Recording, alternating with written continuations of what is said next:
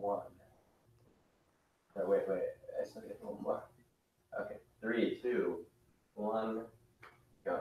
Welcome to another Thursday evening, for us at least it's Thursday evening, ZENtalk at the Atlanta Soda Zen Center. www.ascc.org is where you can find the rest of our programs, our schedule, so forth here in Atlanta. We are, I think, the longest running Soto Zen Center in the Southeast. We were incorporated in 1977, so it's over 40 years. And each week we are doing this program called ZENtalk, an interview, really, where we interview people who are practicing Zen or who are just becoming acquainted with Zen, some people who've been in it for a long time, and occasionally we have guests that we interview who have nothing to do with Zen, but they may be in some related line of endeavor, such as creativity, music, art, or something like some form of Buddhism other than Zen. So the basic premise of the show is to expose our audience to what Zen is about in America today, why people find it interesting, why people are attracted to it. Many people regard Zen as something arcane and ancient from India, China, Japan, Eastern, not Western, not suitable, or not necessarily something that we would want to incorporate into our lives. But my teacher, Matsuoka Roshi, thought Zen would find its rebirth in America. And it's a kind of a form of do-it-yourself, you might say. We sit in meditation primarily in Soto Zen.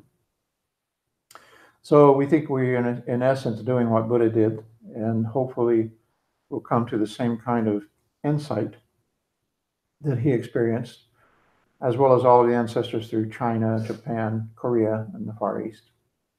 So tonight our guest is Brennan Bass, and Brennan has been a guest before, and some months ago when he was just beginning practice. So this is kind of a catch-up with Brennan, and we will go into a little bit more detail on his experience and what it's been like since he started practicing with us and how that maybe has evolved. Of course, your life circumstances evolve at the same time. So all of that is germane, or all of that's appropriate to the conversation. So let's start again with just introduce yourself and tell them your age, where you come from, a little bit of your background, and how you first got interested in Zen. So we'll go back a little bit first. Thank you, Sensei. Mhm. My name is Brennan Bass, as Sensei said. I'm 26 years old. I regard myself as a creative individual. So that's primarily what I focus on, is the creativity side of things. I have been practicing Zen for a little over a year now, I think. I'm starting to lose track. But, You've been in residence how long? I've been in residence. This is my second month here. So it's been about, this is almost 60 days to the day, give or take a week, since we had our last ZENtalk together, and I have been living here since then. And how's that been going for you? The living here part. It's been astounding. The deepening of my practice has really floored me in ways that I didn't quite. I just didn't know what to anticipate, and I came into this entire thing with no reservations, no ideas about what I was going to accomplish, or even a mindset of accomplishing anything. I was just, really, I was just walking through the door as a dude that was going to live here, and that's what I did. And with that, without pushing my practice to evolve, it evolved on its own. Well, let me ask you a couple questions about your experience then. We're pretty active center. We have a lot of people flowing through here on a weekly and monthly basis. So maybe we could talk a little bit about what maybe surprised you about that, or what you didn't expect and living here. Well, our senior resident, Tom, has been telling me for a while. He's like, I'm telling you, man, these are people. This is a public place, but it's also your home. Yeah. These people are going to be coming in and out, just walking through your house all day. And I didn't ever think that was going to bother me. I really didn't. And then I think that this past Sunday, I got so freaked out. There were so many people here. I was, I'm gonna take a step back, and I went and found a peaceful place to go and sit for the remainder of the. So you had to leave the Zen though. I had to leave this. I was just to find a calm. I was so. I was That's so hilarious. overwhelmed by all these different people, these new people that I was meeting, and Well, it's an important point. We talk about 3 different levels of practice: Buddha, Dharma, and Sangha practice. Buddha practice is basically time on the cushion, personal time, meditation. Dharma practice is studying, reading, discussing the Buddha Dharma, the teachings, primarily Buddha, but all the ancestors down to the present. You couldn't possibly study it all. So Dharma study is kind of a complex area. And then Sangha practice is community, not only here, but at work and at home and so forth, out in the public. But Sangha means harmonious communities. And when it's kind of a microcosm, it's kind of a microcosm of reality out there. And people come here, I think they're on their best behavior, typically. As every once in a while you get into some conflicts around the Zen Center. Not only here, I've been in resident in other Zen centers and seen an awful lot of conflict coming and going through the community. So it's not always harmonious, but our aspiration or our goal is to be harmonious and to provide a harmonious environment for people to practice. So it's interesting that I think maybe after 2 months, it just sort of accumulated for you. Yeah, it really did. Freak out. And it's been an unfolding of sorts. I would put it in the term of resensitization. I'm becoming more sensitive to things that I maybe had closed myself off to. In social situations, in social situations, in every situation, honestly. But it's been mainly social stuff because people tend to call me an extroverted introvert. That's very Zen. Or an introverted extrovert would be too. I mean, they're both kind of the same thing, right? But I'm a shy person. There are parts that I don't always want to talk about, and sure. Being here and being as open as we are with each other, it's just very easy for me to get swept along and then realize like I've been babbling about something, maybe oversharing, right, telling us too much, and then I get a little anxious about that, and then it snowballs. But Zen has helped me catch myself before I'm. Yeah. It's interesting you brought up the notion of shyness, and I think nobody would accuse me of being shy. But the gentleman we interviewed last week, Nakeem, he also mentioned that he's actually a very shy person. He doesn't look like a shy person. He's a very strong, robust guy. But I think my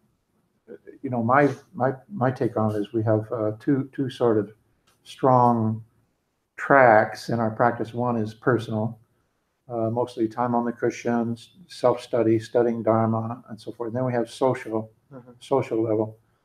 And one of my teachers said in Sangha practice, we rub the rough edges off of each other like stones tumbling in a stream. So that's one way of thinking of it. But when it comes to being asked to speak or asked to share your experience or help take care of the Sangha, as residents here do, residents are kind of charged with helping meet and greet and make people feel welcome, that kind of thing. So not only is it your personal private home, right? You have a private room, but then every time you walk out the door, you're in a public space. At the same time, we have absolute strangers that none of us know coming in the door every week. And sometimes they can be 10, 20, 30 people a week that have never been here before. So it reminds me, in that sense, a little bit of the temples in Japan that we visited a couple of years ago, huge monasteries that have now become tourist attractions. So the people who actually live and work there, the monks and the administration and so forth, it's mainly they're welcoming the public and trafficking the public through. Of course, we're going to have an open house here, which will be a little bit like that in May, homecoming and open house. So I think I can appreciate the syndrome. I don't think I could live here personally, unless I had like a separate residence where I had enough privacy. And I admire that you and Tom and the others who are able to do this. I think it's a very good practice. It's immersion training for sure. Yeah. It's we're steeping ourselves in the Sangha at all times, and like you said, we're rubbing the rough edges off of one another. Yeah, because we're in such close proximity to not only each other but to to everyone else in the community. We got a lot of room for bumping shoulders. Right. And we've had residents, when we first went into the residency program, frankly, I was very loath to do so, having seen residency programs go south in other places. And we had a few residents from time to time who just couldn't fit in socially or any other way, and even had very weird ideas about what it meant to live here. I think it's basically a chance to establish your own practice, so that when eventually you leave and move on with your life, your practice will go with you. But we've even had residents who thought we were doing some sort of mind control or so. They got some strange ideas about what was going on here. If they're worried about that, we do provide tinfoil hats. That's right. And another more prosaic idea. One person was upset that they felt like they were doing all the cleaning, all the work, and this kind of thing. And it's true, when you're in a public place, you end up picking up after people who should have picked up after themselves. And so I think at least those of us who are in the so-called leadership positions here are sensitive to that. And we look to you and the other residents to be our eyes and ears and report to us those things and let us know what's going on so that we can keep harmony in the Sangha. So tell us a little bit. We know you're musically inclined, and tell us a little bit about your music, your interest in music, how it started, and then I have a few more questions along those lines. Music has always been there in my attention. It has. Was your father a musician, mother, or? My father, although I didn't know it until I was a little bit older, was a singer in several heavy metal bands in the 80s when he was in college. And then my grandfather my paternal grandfather is a guitarist and just a multi-instrumentalist, a composer, and we all just kind of fell right in line with that. My younger sisters are musically inclined. My paternal aunt is. I come from a jazz family. My dad had a jazz band in the 40s, quintet. My brother was a professional jazz pianist all of his life. And my great uncle and grandfather on my mother's side were down in Missouri Ozarks, and I would go stay there in the summers. And they played old style folk music, banjo, guitar, play hot corn, those old folk songs. So I think you come by it honest. I think I come by it honest. Yeah. Well, how would you say, if you've even thought of this, how would you relate Zen and music to each other? You see any synergy there or any relationship? There is a definite relationship. How would you profile that, characterize it? It's really hard to pin down, but if I had to, I would say creating music is for some of us, that is, it's a flow state where you're kind of just casually observing the music happening. And that's where I draw the distinction, or draw the similarity between Zen and music. Yeah, because Zen is a kind of observation process. So practicing both Zen and music has allowed me the opportunity to open up a lot. I don't put restrictions on the music that I'm playing anymore. I don't, and conversely, I don't put restrictions on my practice either. It's really, they help each other evolve. Both of those practices, they're complementary. That's the word I'm looking for. Well, I asked you to bring your guitar, and I just wondered if you'd like to play a little piece for us and set it up. And tell us a little bit what it's about first, and why you like it, or what is interesting to you. And the other question I had for you is, do you also write your own piece? Are you a songwriter as well as singer? Yes. Player. Okay. So are you going to do an original piece or do a cover piece? I'm going to do an original piece today. All right.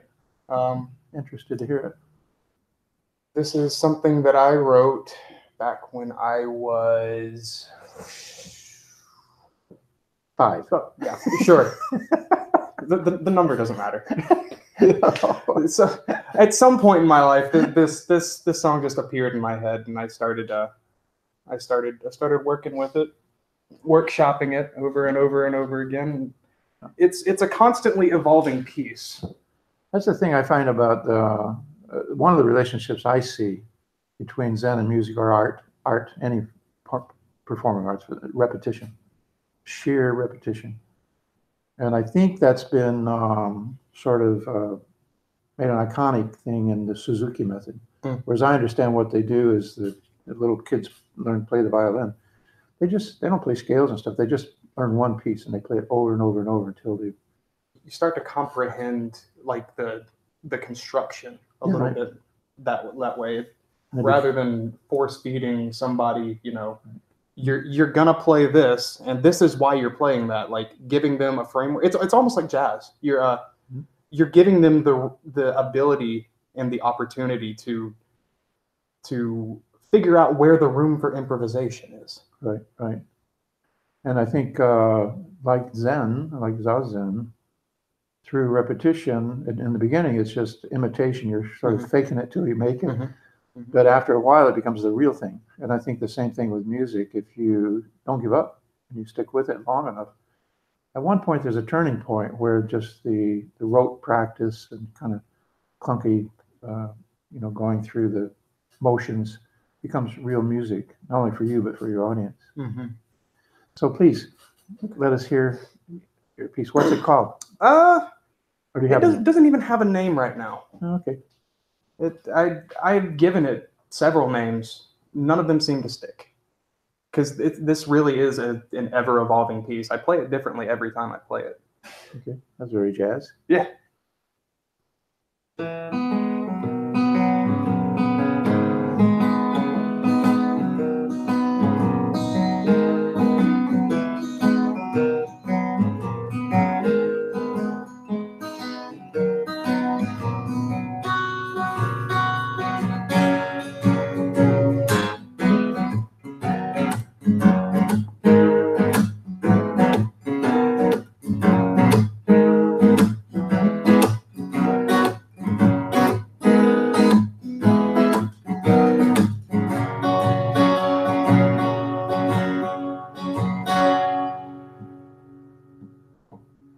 Well, I used to think I knew a little about love, but now I know what I know just ain't enough. My body's a stone, my mind is a torrent, this nameless feeling I can't ignore it. I'm up at night and worrying you don't feel sane, and I don't know if I can handle your backburner flame. Got bittersweet tears welling up in my eyes, thinking of how y'all seem so alive, yeah.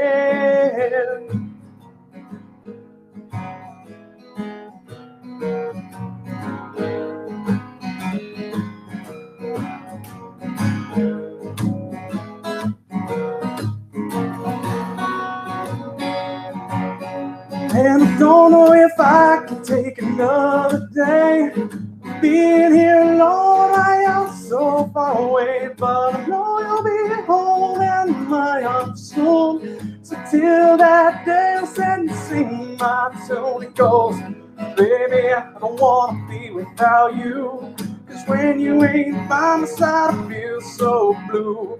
Gotta let you know how I feel deep inside. If I said I never cared, it'd be a lie, yeah. I'll be the reason you smile, and I hope you decide to stay for a while. If you never leave, hey, that's fine by me. It's the only way I want it to be, yeah.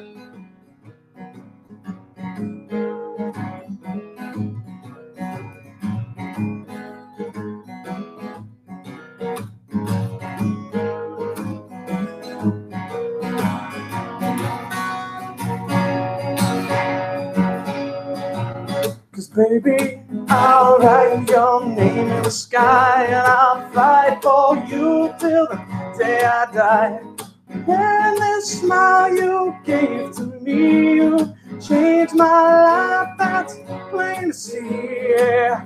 I'll be the reason you smile, and I hope you decide to stay for a while.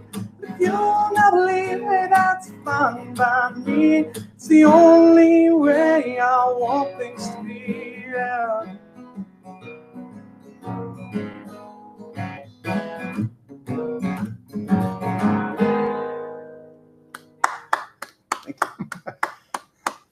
You have a beautiful voice, pitch perfect. Thank you. I used to not. That's the result of a lot of really just opening myself, not restricting it, and letting that voice happen. Do you ever record yourself? Yeah, sometimes. Play back and I'll sit there and I'll use the mixer over force there. yourself to listen to it? Yeah. I did that. That's hard stuff. I played a solo act here probably 76, 78, before you were born, in a place called The Mansion downtown. And I did 2 45-minute sets. And before I could get up the confidence or courage to go on stage and do that, I just record. We had tape recorders those days. We didn't have digital. Just play and sing, play it back and listen to it. It's painful. Yeah. But then gradually changing until I could stand to listen to it. And I felt like I could get on stage and do it. That's a lot like Zazen, I think. It's you're watching the tape play itself out. Yeah. Got to get through it. Yeah. Well, that's wonderful. So we're going to revive our music group here. We've had a music group over all these years, and I think you and I will be working tomorrow to start putting that back together. I have been on a project, what I call Sutra Suite. Right. Sutra Suite. That's trademarked. I've got the domain. Setting these beautiful poems from China, Japan, India to Zen, Buddhist teachings to music. So I'll be interested in exposing some of those to you and see what you think. Then I have what I call my secular songbook, which was the secular songbook. A little bit more like what you're doing. Not quite somebody's done me wrong song, but about relationships, and that's where most of the music is about. Yeah, it seems that's where we find a lot of common ground with other people. Yeah. So wonderful. So would you like to say a few things to summarize for our audience? Yeah. Remember what we talked about the first time and where you are this time. And maybe try to draw some kind of summary, not necessarily conclusions, because you're really just starting on your Zen path, but summary contrasts or something of that nature that you could point out. And maybe any words of encouragement you have to young people out there. about Zen, creativity, that kind of thing. So the last time that we sat here and talked, I recall likening Zen to like human debugging, like Defragging your hard drive. yeah. You're definitely you're gathering up all your wayward junk, and you know it's a little like consolidation. Yeah. And now I'm starting to enter the physical aspect of that. Like I am Physical. I'm now aware of like my center line. I was not before. I can confidently say that I was completely unaware of where my natural balance laid. Oh, okay.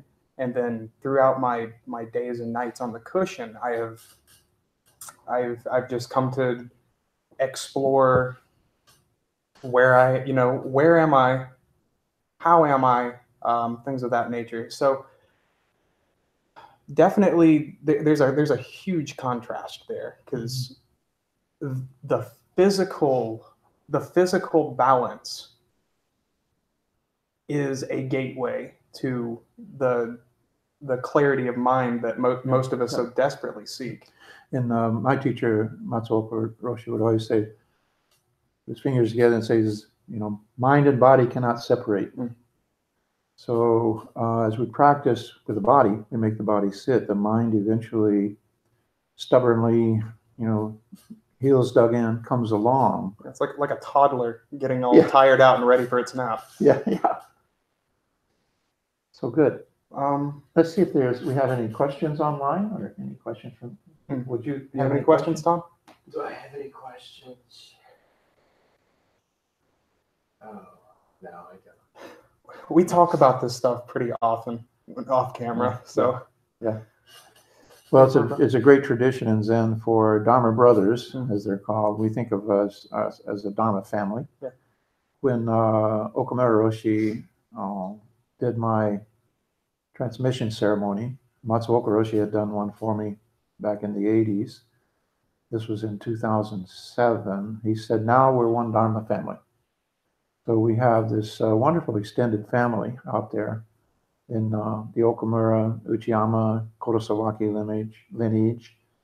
And then through another, my teacher, Barbara Kohn Sensei, Suzuki lineage, we have kind of a in-law relationship with them, you might say.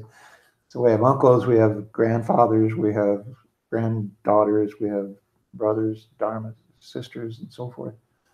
It's a wonderful extended family, and I'm glad that you joined us, and I hope you can stay for a while. As we mature, you're only in your mid-20s. I can remember where I was in my mid-20s. So I think for you, it doesn't look that way. But, life moves on, and there'll come a time when you physically move on. But what we've done online is we have like, what would you call it? A cyber sangha? We have kind of a network. An e-sangha, if you will. E-sangha. And we have, a dozen or so pretty vigorous practicing centers around the country and in Canada.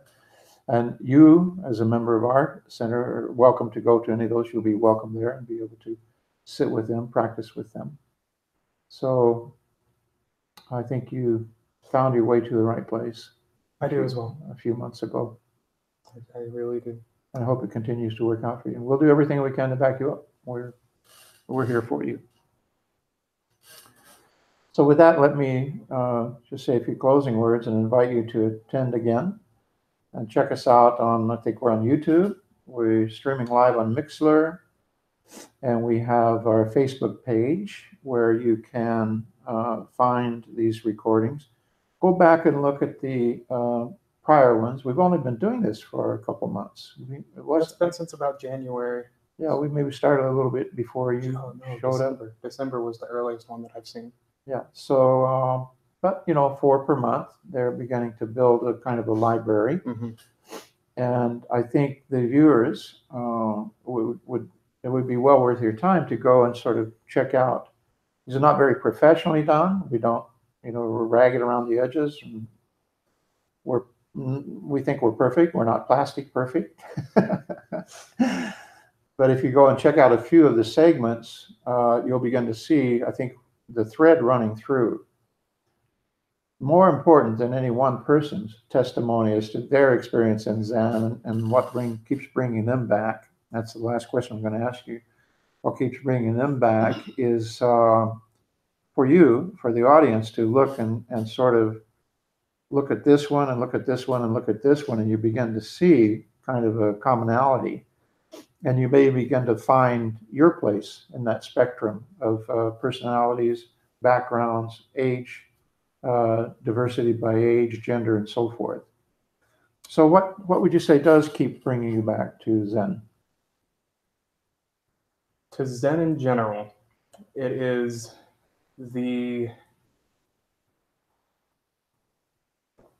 it's the sit. That's the core teaching, I think. The sit? It's the sitting. And, the sitting. And I have found an affinity within myself for sitting. It's almost like I've always known how to do it and just kind of maybe tossed it to the wayside along the way. Maybe it was never brought into my attention, but you would have to forgive somebody for saying, how could something so stupid simple do anything? Yeah. I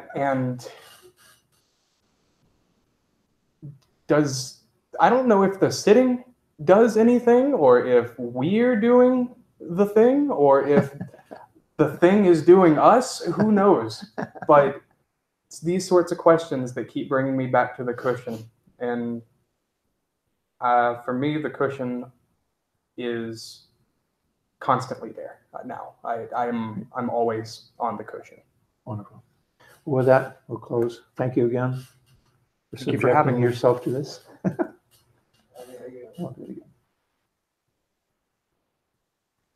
Thank you, Mr. Tom.